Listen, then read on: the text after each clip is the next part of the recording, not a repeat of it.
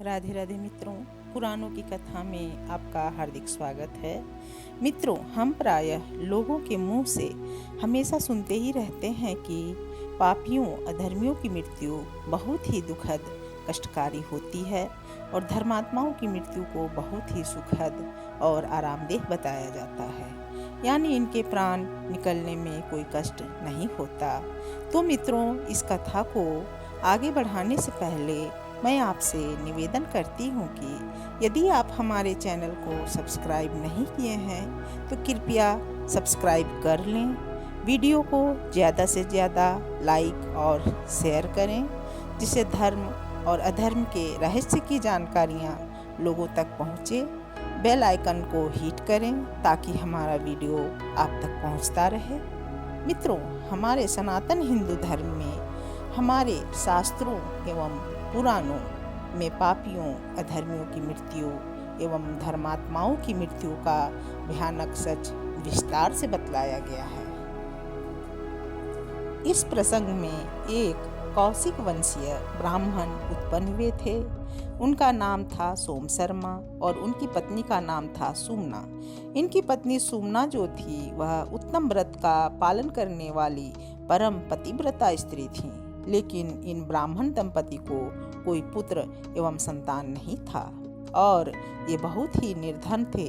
तो ब्राह्मण देवता हमेशा दुखी रहते थे कि न जाने किस पाप से मैं निर्धन और पुत्रहीन हूँ। तो इनकी पत्नी जो थी सुमना, वह महर्षि च्यवन की कन्या थी।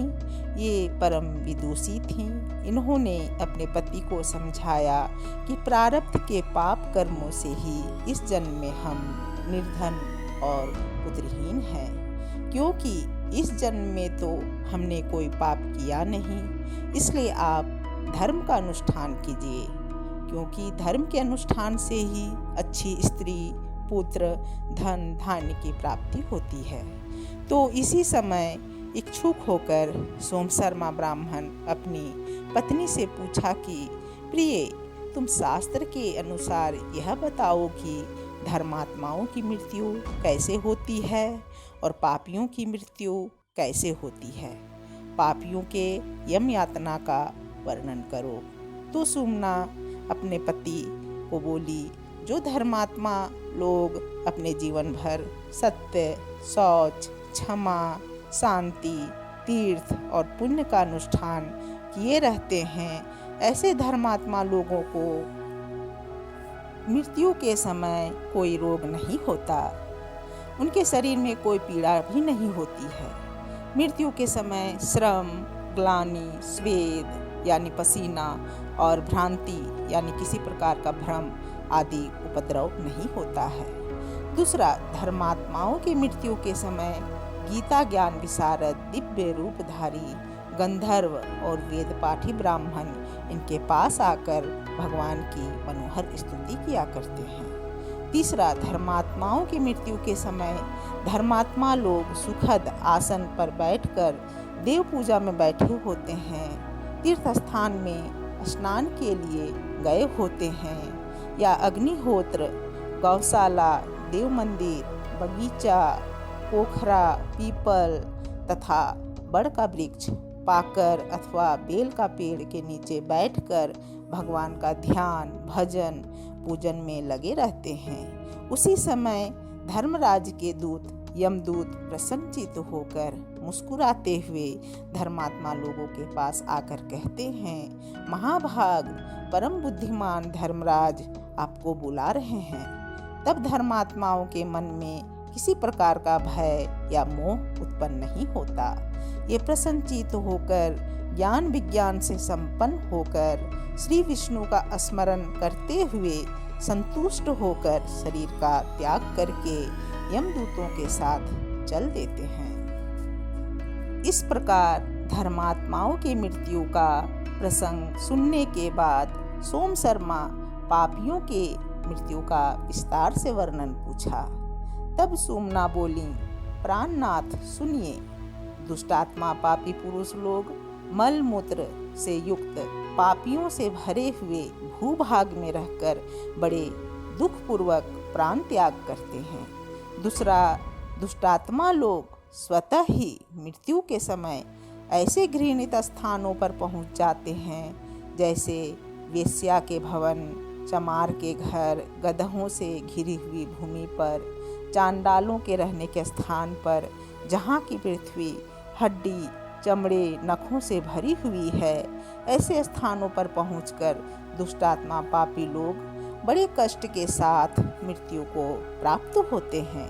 दुष्टात्माओं के प्राण ले जाने के लिए भयंकर, घोर, काले काले विकराल रूप वाले यमदूत आते हैं। पापी मनुष्य इन्हें देखकर कांप उठता है और उसके शरीर से बारंबार पसीना छूटने लगता है। पापी मनुष्य जीवन भर जितने भी बड़ा बड़ा पाप किए रहता है, वह समस्त पाप महापापी के कंठ में आकर उसके कफ को रोक देता है। इससे महापापी असह्य पीड़ा, कष्ट का अनुभूति करता हुआ उसका कंठ घरघराने लगता है और वह पापी मनुष्य रोता हुआ बारंबार माता पिता, भाई, पत्नी तथा पुत्रों का स्मरण करता है। पापियों के प्राण भयंकर पीड़ा से व्याकुल होने पर भी जल्दी नहीं निकलते। ये भयंकर कांपते, तलमलाते हैं और बार बार मूर्छित होते हैं। अक्सर पापियों की मृत्यु मूर्छा में ही होती है।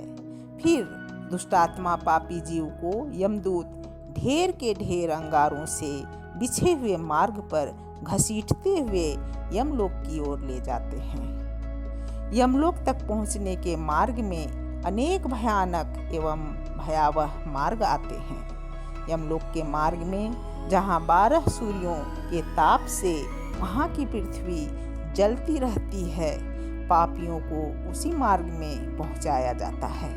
पापी वहां जलते हैं, छटपटाते हैं, भूख प्यास से पीड़ित होते रहते हैं। पीछे से यमदूत गदा, डंडे, फरसों से मारते, कोड़ों से पीटते हुए तथा गालियां सुनाते हुए दुष्टात्माओं को घसीटते हुए ले जाते हैं। दुष्टात्माओं को उस मार्ग से भी ले जाया जाता है जहां जाड़ा अधिक पड़ता है। पापियों को ठंडी हवा का झोंका सहना पड़ता है।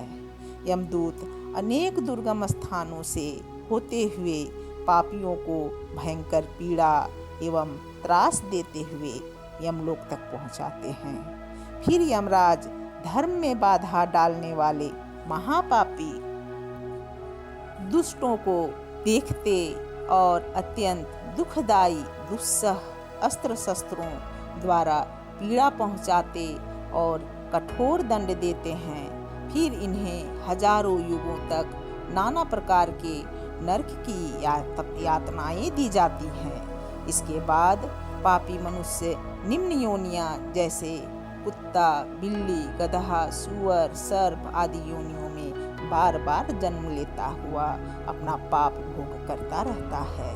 तो ये है पापियों के मृत्यु का भयानक सच। तो मित्रों, आपको कैसी लगी ये कथा? आप कमेंट बॉक्स पर अवश्य कमेंट करें और आप ये भी बताएं कि आप कौन सी कथा और सुनना चाहते हैं। कथा को ज़्यादा से ज़्यादा शेयर करें। तब तक के लिए जय श्री कृष्ण।